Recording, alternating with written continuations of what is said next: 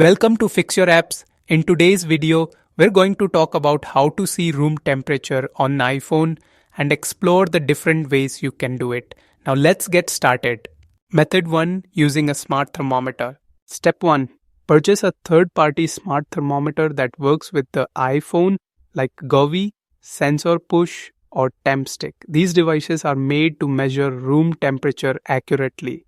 Step 2. Connect the thermometer to your iPhone using either Bluetooth or Wi-Fi based on the model.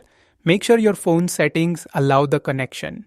Step 3. Install and open the app that comes with the thermometer. You can find the app name in the product's instructions. Step 4. Inside the app, you'll see the live temperature readings from the device. This gives you a real-time update of your room's temperature. Method 2. Using a HomeKit enabled thermostat. Step 1. Install a HomeKit compatible thermostat like Nest or Ecobee in your home. These devices track and control your indoor temperature. Step 2. Connect the thermostat to your iPhone through the Apple Home app. Follow the pairing instructions shown on the thermostat or in its app. Step 3. Once connected, open the Home app and tap on the device. You'll now see the current room temperature on your screen.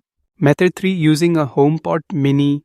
Step 1. Place a HomePod mini in the room where you want to track the temperature. It has a built-in sensor for this purpose. Step 2. Go to the Home app on your iPhone and find your HomePod mini in the list of devices. Step 3. Tap on it and you'll see the temperature and humidity levels for that room. Just a quick note.